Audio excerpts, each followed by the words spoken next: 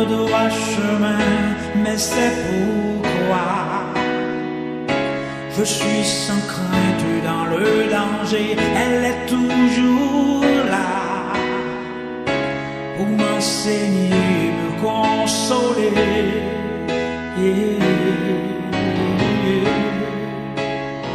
Ta parole est vivante, lumière du monde. Chers frères et sœurs, je vous salue dans le beau nom de notre Seigneur Jésus-Christ. Vous savez, le Seigneur a fait choix de moi afin de s'adresser, c'est lui qui va s'adresser à vous, afin de s'adresser à son peuple. Et moi, je me trouve indigne, mais je rends grâce à Dieu le fait qu'il veut m'utiliser pour pouvoir s'adresser à son peuple. J'ai une demande à vous faire. La demande, c'est que vous puissiez être attentifs et ne laissez pas à l'ennemi le soin de vous distraire pour ne pas comprendre ce qui sera dit. Et aussi, j'ai une demande à faire aux femmes de prière qui sont dans cette salle. Je leur demanderai de prier pour l'assemblée dans leur cœur et aussi pour moi-même. J'en ai besoin. Alors, ce matin, je vais prendre un petit truc. Ce matin, notre prédication aura pour titre la vallée d'accord, une porte d'espérance. La vallée d'accord, une porte d'espérance. Avant de commencer, nous allons prier. Seigneur, je te loue, je t'exalte, que je puisse me laisser utiliser par toi, afin que ton peuple soit édifié. Assistez-nous, Seigneur, au nom de Jésus. Amen.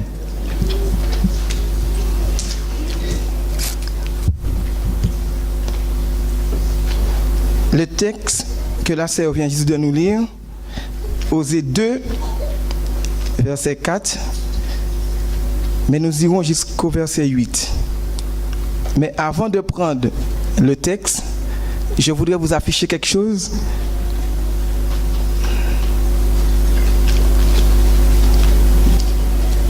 Ok. Châtiment et rétablissement d'Israël. J'ai une question à vous poser. Quand Dieu donne une prophétie et que cette prophétie concerne notre époque et que Dieu lui-même fait allusion à Israël, à qui s'adresse-t-il? À qui s'adresse-t-il? Il s'adresse à la nation d'Israël qui se trouve en Palestine ou bien il s'adresse à une autre communauté quelconque? Pour les gens qui ne le savent pas, je leur dirai, que faites-vous ici ce matin alors? Pourquoi je pose cette question? Peut-être que en lisant ces genres de textes, comme je vois que Dieu s'adresse à Israël, peut-être que j'aurais tendance à m'exclure des conseils que Dieu envoie. Et c'est l'erreur que nous faisons. Et tandis que nous sommes au premier plan concernés. Prenons Osée 2, les versets 4 à 8. Que dit Dieu?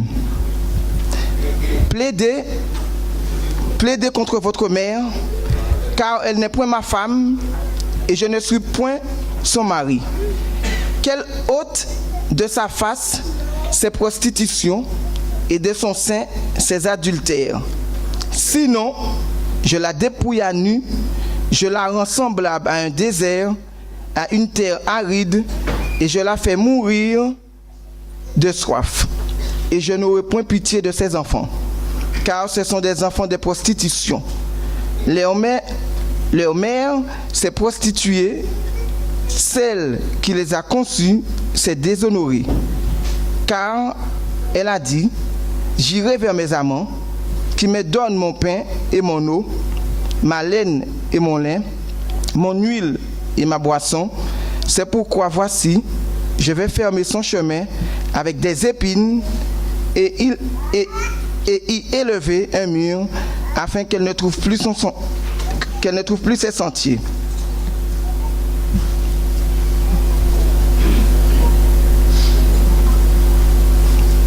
Dans ce texte de Osée 2, Dieu reproche plusieurs choses à la femme. Comme vous le savez, dans la prophétie, la femme qui est l'épouse de Dieu, et cette épouse, c'est l'Église de Dieu. Dieu reproche plusieurs choses à son Église. Que lui reproche Dieu? Dieu reproche à l'Église de s'être prostituée. Elle est en adultère. Vous savez, c'est une prophétie que Dieu donne, et il y a deux mots, quand on les entend, il ne faut pas les prendre au premier degré. Et ce matin, nous n'allons pas faire une étude. Alors du coup, on ne va pas définir mot par mot. Et ça, je vous conseille je ne vais pas vous dire de lire, mais de plutôt étudier Osée 1, 2 et tous les autres conseils que Dieu a pour son peuple. Alors, que lui reproche encore Dieu? Non seulement de s'être prostitué, mais aussi de s'être allé vers ses amants pour être secouru. Et nous savons, de tels comportements ne restent pas sans conséquence. L'histoire du peuple d'Israël nous donne les détails. Nous connaissons l'histoire du peuple d'Israël. Et la femme va très vite s'en rendre compte de ses conséquences. Qu'est-ce que Dieu lui dit? Qu'est-ce que Dieu lui dit? Dieu lui dit, je vais fermer ton chemin avec des épines et y élever un mur afin que tu ne trouves plus tes sentiers. La femme privée de la présence de Dieu, privée de la bénédiction de Dieu, elle est livrée à elle-même. Mais quand Dieu châtie, il a toujours un moyen, il a toujours une solution pour que son Église revienne à lui. Même quand il lui donne ce châtiment, il lui dit plus loin, qu'est-ce qu'elle doit faire? Il lui dit plus loin, qu'elle ôte de sa face ses prostitutions et de son sein ses adultères. La question qu'on peut se poser, la femme ou l'Église peut-elle d'elle-même le réaliser? Peut-elle d'elle-même enlever ses prostitutions et ses amants? Non seulement Dieu dit à la femme, à l'Église, d'ôter ses prostitutions de son sein, Dieu va lui donner le moyen de le faire. Parce que Dieu sait que la femme ne peut pas le faire d'elle-même. Dans Jean 15, les versets 1 à 5, on lit ceci. Au commencement, pardon.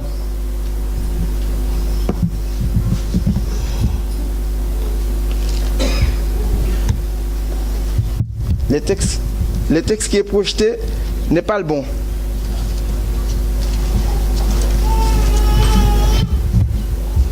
Je vais vous lire le vrai texte.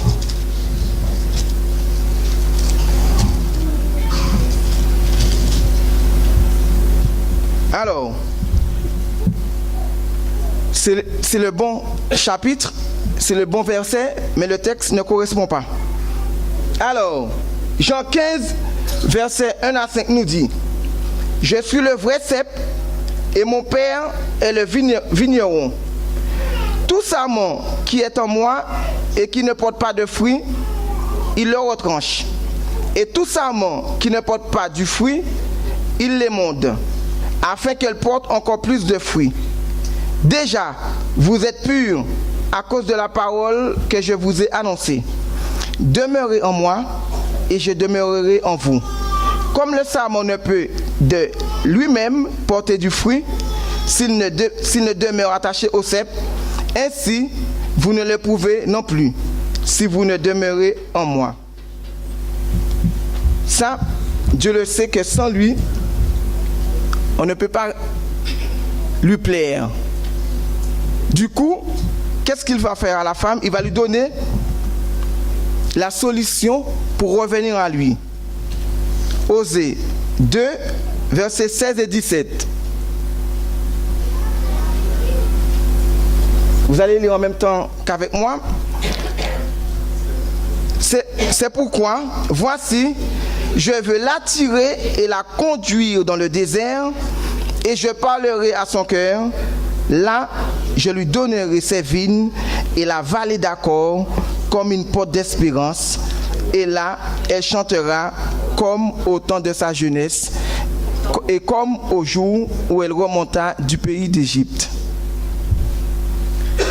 Dieu veut donner comme solution à la femme, à l'église, la vallée d'Accord, comme une porte d'espérance. Bizarre, non? Dieu veut donner à la femme la vallée d'Accord comme une porte d'espérance. Qu'est-ce que c'est, la vallée d'Accord? Ou bien, qu'est-ce qui s'est passé à cet endroit-là, à la vallée d'Accord, pour que Dieu puisse dire à l'église, pour que tu ne sois plus privé de ma présence, de ma bénédiction, tu dois passer par la vallée d'Accord.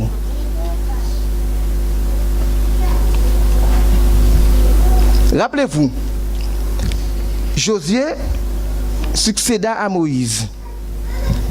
Et une grande épreuve l'attendait.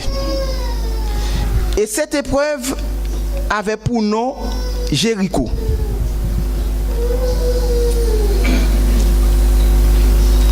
Avec des moyens militaires, militairement parlant, Israël n'était pas de taille pour lutter contre les gens de Jéricho. Israël ne faisait pas le poids. Mais l'Éternel va livrer la ville de Jéricho entre les mains de Josué. Et pour cela, il y a des règles à respecter. Vous savez déjà, les 7 tours, ça vous le savez, qu'il fallait faire 7 fois le tour de la ville. Mais nous allons plutôt voir autre chose. L'une de ces règles se trouve au verset 17 et 18 de Josué 6. Alors, que nous dit ce texte? La ville sera dévouée à l'Éternel par interdit. Elle et tout ce qui s'y trouve. Gardez-vous seulement de qui sera dévoué par interdit. Car si vous preniez de ce que vous aurez dévoué par interdit, vous mettriez le camp d'Israël en interdit et vous y jetteriez le trouble.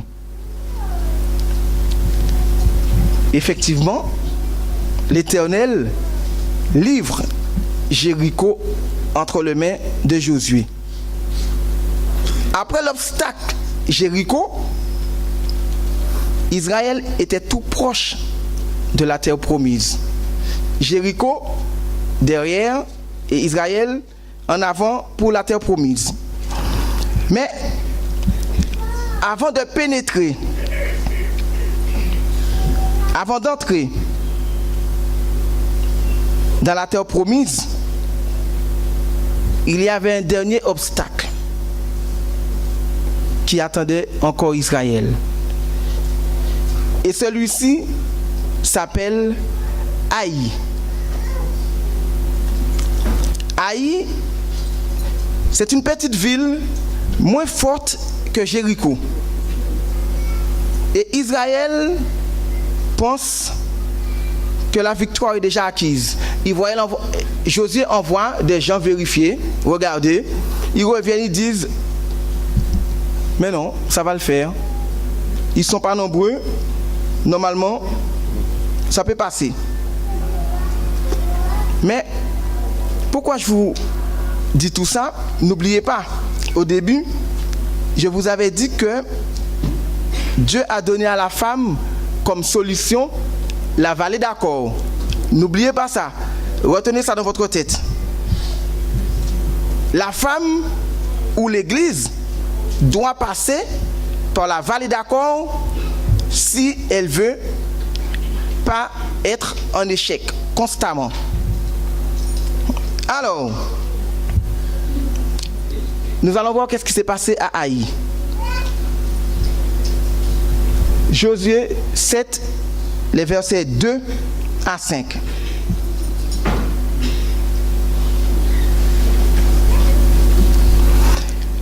Josué envoya de Jéricho des hommes vers Haï, qui est près de Beth-Aven, à l'orient de Bethel. Il leur dit, montez et explorez le pays. Et ces hommes montèrent et explorèrent Haï. Ils revinrent auprès de Josué et lui dirent, il est inutile de faire marcher tout le peuple. 2 ou 3 000 hommes suffiront pour battre Haï. Ne donne pas cette peine ou cette fatigue à tout le peuple, car ils sont en petit nombre. Alors, 3 000 hommes environ se mirent en marche, mais ils prirent la fuite devant les gens d'Haï. Les gens d'Haï leur tuèrent environ 36 hommes. Ils les poursuivirent depuis la porte jusqu'à Shebarim et les battirent à la descente. Le peuple fut consterné et perdit courage. Pourquoi le peuple fut consterné? Après une si grande victoire face à Jéricho, et voilà que Haï, c'est la défaite. Mais la question qu'on doit se poser, qu'est-ce qui s'est passé entre la prise de Jéricho et la défaite face à Haï? Parce que même le peuple d'Israël ne comprend pas. Ils se sont dit, mais qu'est-ce qui se passe? Pourquoi cette défaite? Dieu n'est-il pas avec nous? Chers frères et sœurs, quand le peuple de Dieu est en échec, il faut s'examiner, comme nous dit Sir White. Le problème ne vient jamais du côté de Dieu, mais du côté du peuple. Que fit Josué après cette défaite? Josué 7, versets 6 à 13. Josué déchira ses vêtements et se prosterna jusqu'au soir, le visage contre terre, devant l'arche de l'Éternel, lui et les anciens d'Israël. Ils se couvrirent la tête de poussière. Josué dit: Ah Seigneur éternel, pourquoi as-tu fait passer le Jourdain à ce peuple pour nous livrer entre les mains des Amoréens et de nous faire périr? Oh, si nous avions su rester de l'autre côté du Jourdain, de grâce Seigneur. Que dirais-je après qu'Israël ait tourné le dos devant ses ennemis? Les Cananéens et tous les habitants du pays l'apprendront, ils nous envelopperont et ils feront disparaître notre nom de la terre. Et que feras-tu pour ton grand nom? Josué non plus ne comprend pas. Et l'Éternel va leur révéler, va lui dire pourquoi cette défaite, pourquoi Israël a pris la fuite devant les gens d'Aï. L'Éternel dit à Josué: Lève-toi, pourquoi restes-tu ainsi couché sur ton visage? Israël a péché, ils ont transgressé mon alliance que je leur ai prescrite, ils ont pris des choses dévouées par interdit, ils les ont dérobées et ont menti, et ils les ont cachées parmi leurs bagages. Ainsi, les enfants d'Israël ne peuvent-ils résister à leurs ennemis? Ils tourneront le dos devant leurs ennemis, car ils sont sous l'interdit. Je ne serai plus avec vous si vous ne détruisez pas l'interdit du milieu de vous. Lève-toi, sanctifie le peuple. Tu diras: sanctifiez-vous pour demain, car ainsi parle l'Éternel, le Dieu d'Israël. Il y a de l'interdit au milieu de toi, Israël. Tu ne pourras résister à tes ennemis jusqu'à ce que vous ayez ôté l'interdit du milieu de vous. Il y a de l'interdit au milieu du peuple. Chers frères et sœurs, Maranatha, cela fait plus de 10 ans que nous voulons quitter cet endroit. Mais c'est échec sur échec. Vous, pour l'assemblée, en arrivant pour le culte, à 9h, vous trouvez déjà la salle bien arrangée. Mais pour les diacres qui sont les premiers à arriver, vous ne savez pas parfois dans quel état nous trouvons cette salle. Regardez dans quelles conditions nous adorons ce Dieu, ce grand Dieu que nous disons que toute la terre lui appartient.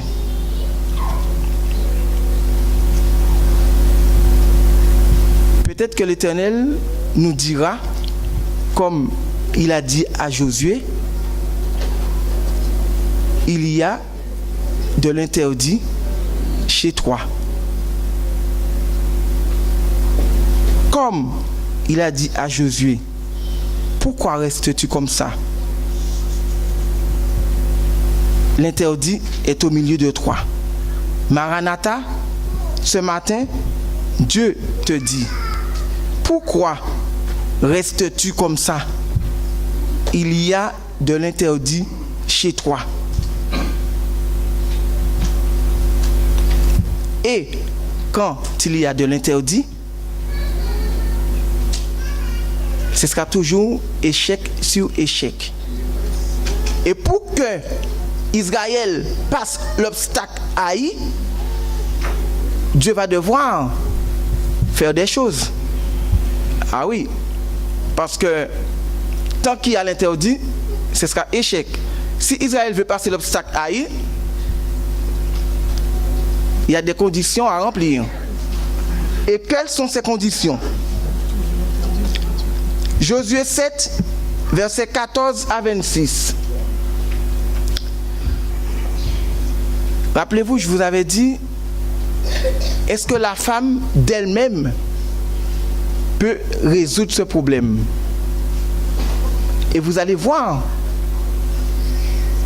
le problème, ce sera Dieu lui-même qui donnera la solution au problème. Israël ne savait même pas qu'il y avait un problème parmi lui.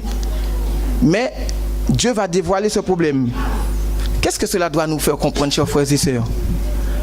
Parfois, nous dissimulons des choses aux yeux des hommes. Mais le Créateur voit toutes choses. Et ces choses-là doivent être éliminées. Je les cache aux yeux des hommes, mais le Créateur le voit. Alors, que faisons-nous? David, qu'est-ce qu'il dit, David? Je peux descendre même dans les profondeurs de la terre. Quels yeux qui me voient? Les yeux de l'Éternel me voient. Je ne peux rien cacher. Et il y a quelqu'un parmi le peuple d'Israël qui pensait aussi qu'il pouvait cacher quelque chose à l'Éternel. Et nous allons voir qu'est-ce qui s'est passé par la suite. Josué 7, je l'ai dit, versets 14 à 26. Vous vous approcherez le matin selon vos tribus. Oui, c'est ça. Vous vous approcherez le matin selon vos tribus. Et la tribu que désignera l'Éternel, pas Josué, hein, que désignera l'Éternel, s'approchera par famille. Et la famille que désignera l'Éternel s'approchera par maison. Et la maison que désignera l'Éternel s'approchera par homme.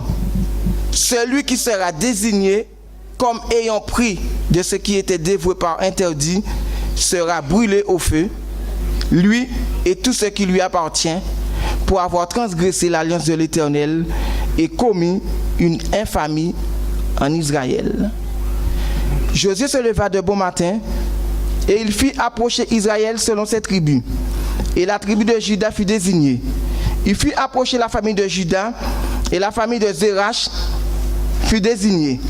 Il fit approcher la famille de Zérach par maison et Zabdi fut désigné.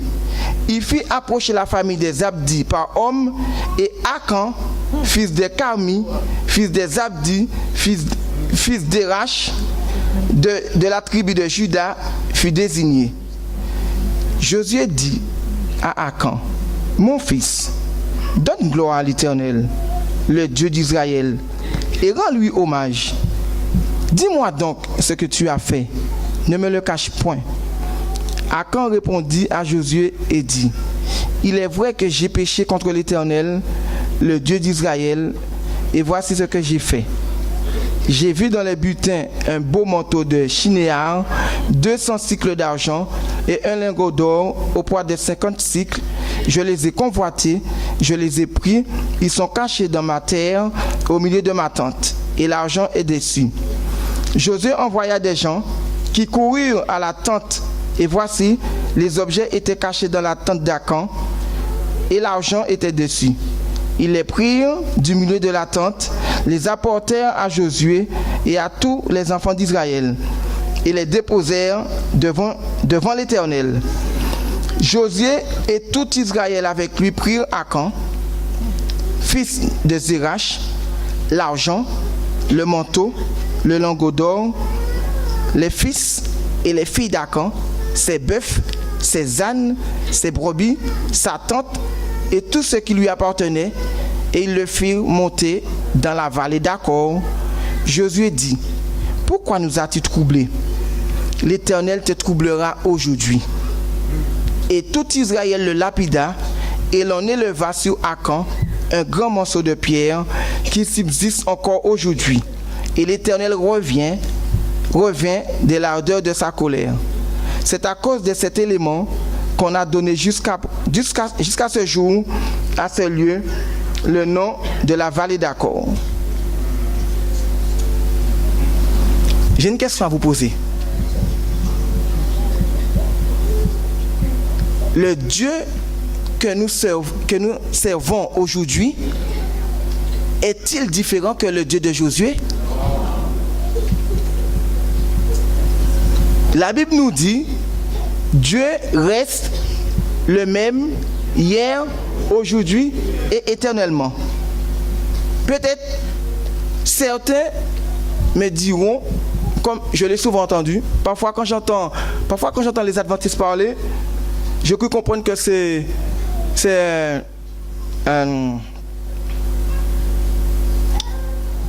les mots ne me viennent pas.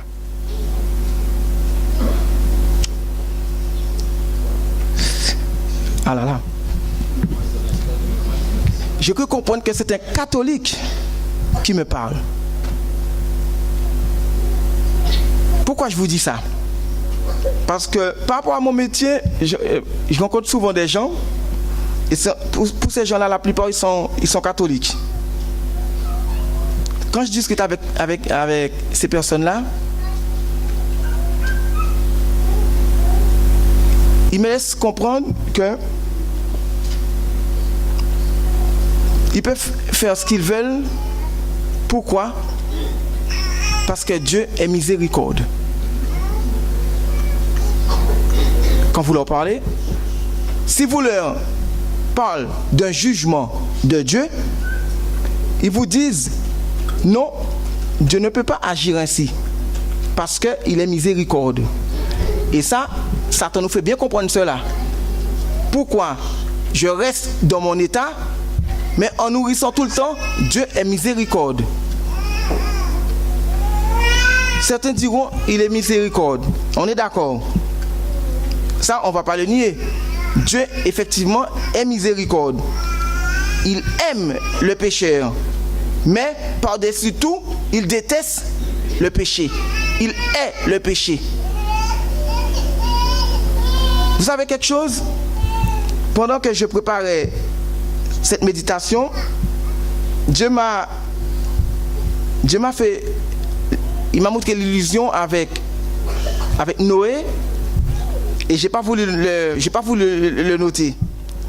Et quand j'ai vu Eden parler de Noé ce matin, je me suis dit, Seigneur, excuse-moi parce que je voulais pas parler de cela. Pourquoi? Je me suis dit peut-être que c'était pas nécessaire. Dans sa miséricorde, Dieu laisse toujours, quel que soit le pécheur, Dieu lui laisse toujours un temps pour se repentir. On a tous un temps pour se repentir. Pour revenir à l'histoire qu'Eden nous a racontée, ces gens-là, ils avaient 120 ans pour prendre une décision, soit de monter ou de rester. Mais c'est vrai nous dit, chers frères et sœurs, ça il faut le comprendre. Le temps que Dieu nous accorde, dès que ce temps est passé, Dieu devient sourd, il devient muet, tout ce que vous voulez. Il n'entend plus. D'après vous, il n'aimait pas ces gens qui se noyaient au temps de Noé? Il les a... Si, c'est sûr et certain. Mais les 120 ans que Dieu leur avait accordés étaient passés. Et les oreilles de Dieu n'entendent plus rien. Et selon vous, dites-moi, Akan, qui a été péri, lui et sa famille, vous pensez que Dieu ne lui a pas donné un temps? Vous pensez que Dieu est venu comme ça et a manifesté son jugement? Dieu lui a donné un temps. Vous allez voir quelque chose.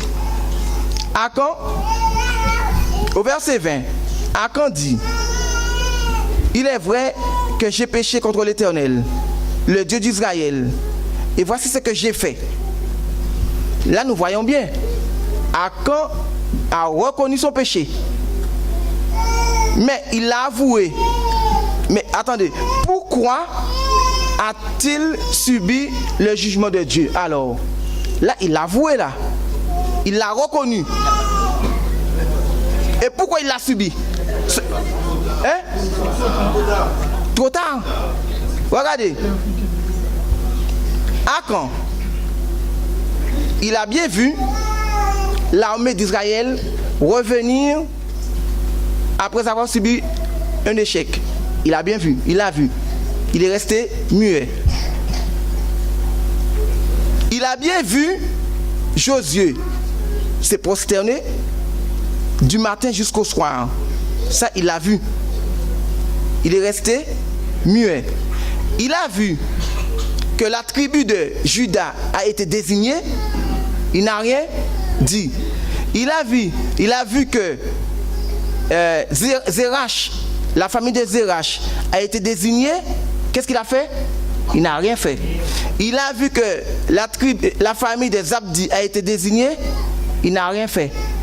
Au moment où il n'avait plus d'échappatoire, où il ne pouvait plus cacher son péché, là il s'est dit, ah,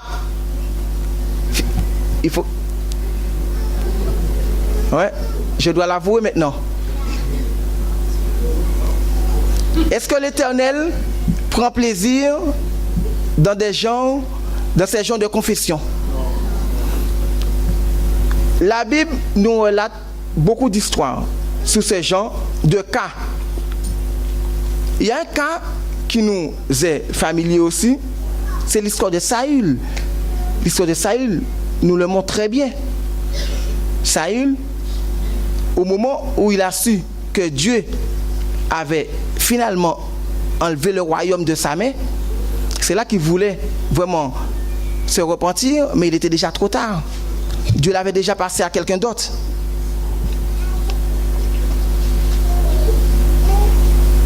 Dans Patriarches et Prophètes, Sir White nous dit ceci.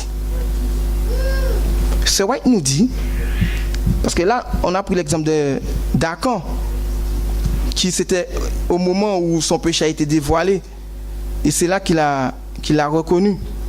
Sir White nous dit, dans Patriarches et Prophètes, page 478, le dernier paragraphe, il est fréquent, hélas, ce genre de confession où l'on ne reconnaît sa faute qu'après son dévoilement, à tous les regards, qu'il est différent, le repentir de celui qui avoue un péché seulement connu de lui-même et de Dieu. Le péché d'Akan avait fait courir un grand péril à toute la nation. Aujourd'hui encore, la faute d'un seul homme peut attirer sur l'Église le déplaisir de Dieu, qui pèsera sur elle jusqu'à ce que le mal ait été découvert et banni de son sein. Les plus grands maux qui menacent l'Église ne viennent pas de ses ennemis déclarés, des incrédules et des blasphémateurs, mais bien de ses membres indignes qui sont eux. Mais bien de ses membres indignes, ce sont eux qui la privent de la bénédiction du Dieu d'Israël. Chers frères et sœurs, c'est vrai qu'elle continue, elle dit, quand l'Église passe par la tribulation, quand sa froideur et sa médiocrité font la joie de ses ennemis, le moment est venu, Maranatha, on doit se dire, le moment est venu, non de se croiser les bras et de se lamenter, mais de se demander s'il n'y a pas un Akan dans le troupeau. On va pas demander, on va pas dire si c'est toi, on va pas regarder l'autre qui est à côté. On doit, au lieu que le doigt aille comme ça, il faut qu'il vienne comme ça. Que je me dis, est-ce que c'est pas moi, l'Akan du troupeau, qui empêche que l'Église de Dieu avance? Si c'est pas moi qui est la cause que l'Église de Dieu subit d'échec en échec comme ça constamment. L'interdit rend l'Église froide et médiocre. C'est des choses que nous voyons aujourd'hui. Nous vivons ça constamment. Nous sommes incapables de plaire à Dieu dans nos interdits, parce que nos interdits nous rendent irrespectueux envers le Seigneur.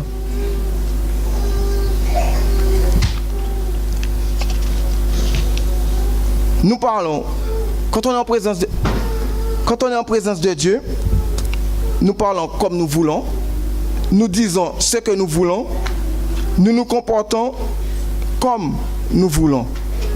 Et ça, c'est un grave problème spirituel. C'est un problème spirituel. Si je ne suis pas révérencieux envers ces dieux, c'est parce que j'ai un problème spirituel.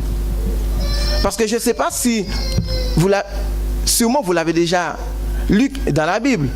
Quand Dieu avait dit à Moïse de lui construire le tabernacle, regardez comment se passait le culte et les rituels qui se faisaient autour. Regardez quelle attitude les enfants d'Israël avaient quand ils étaient en présence du Dieu Tout-Puissant.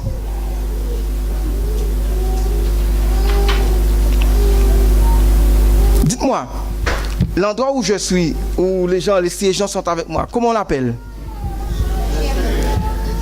Comment on l'appelle? La chair. Mais symboliquement, le lieu très saint. Symboliquement, si on fait cette parallèle entre le tabernacle et notre église et l'église moderne, la chair la chair est le lieu très saint. Écoutez, je vais demander quelque chose à notre frère Jean-Régis. Où est-ce qu'il est? Je n'ai pas appelé Jean. Je vais le prendre à dépourvu. Et je ne l'ai pas appelé. J'aurais dû le faire. Désolé Jean, mais Jean, je vais te demander quelque chose s'il te plaît. Mais bon, j'aurais pu demander cela à beaucoup de personnes dans la salle. Non, Jean-Régis.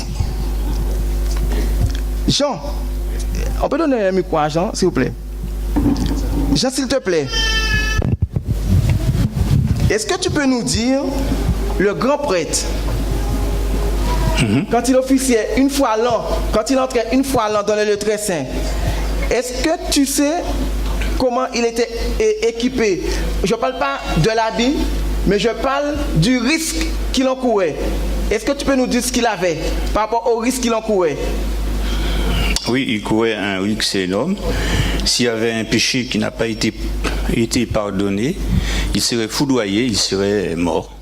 C'est pour cela qu'on attachait. Exact. On l'attachait un corde du lieu très saint et juste à l'extérieur du pavis. Si toutefois on mettait aussi des clochettes dans ses vêtements, oui. Si on n'entend plus le bruit et quelques heures après il aurait fallu tirer les corps et on n'avait pas les doigts de pénétrer à l'intérieur. Ok. Le grand prêtre, quand il officiait une fois l'an dans le lieu très saint, s'il y avait un péché qui n'était pas pardonné, il mourait sur le champ. Pourquoi je dis cela? N'oubliez pas, je vous ai dit, nous avons dit, c'est pas moi, Dieu reste le même aujourd'hui éternellement. Et nous disons que ce lieu-ci est le lieu très saint. Nous pouvons le constater. Les gens rentrent dans ce lieu très saint comme ils le veulent.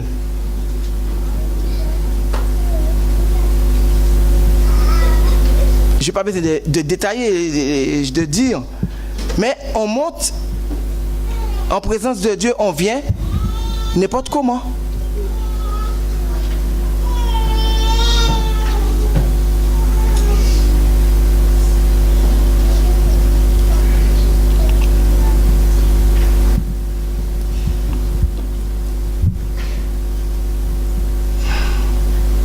Vous savez quelque chose? Parfois,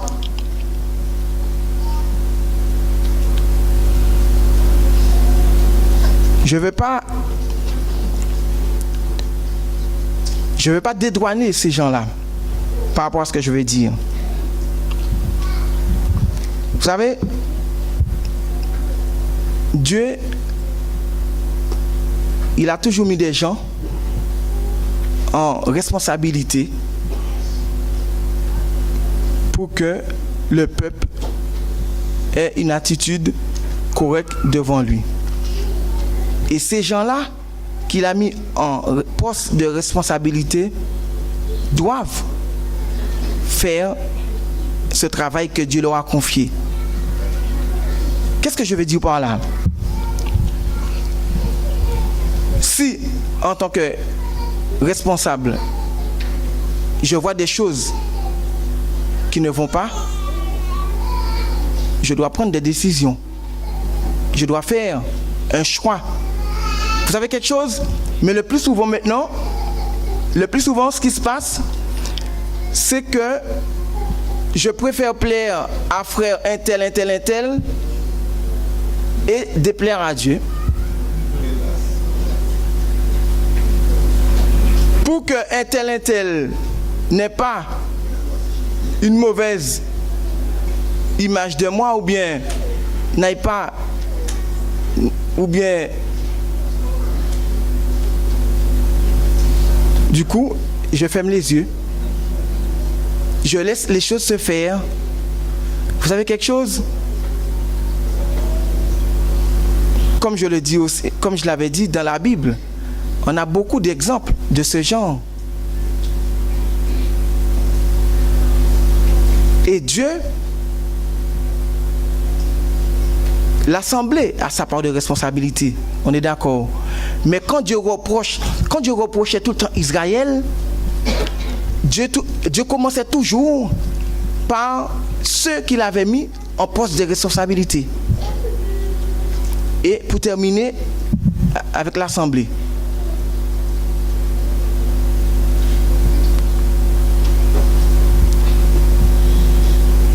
Cette semaine, j'en ai discuté avec quelques personnes.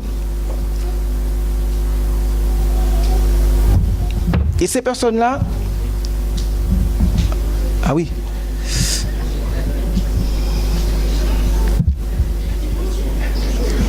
Désolé. Et j'ai pas vu l'heure, désolé.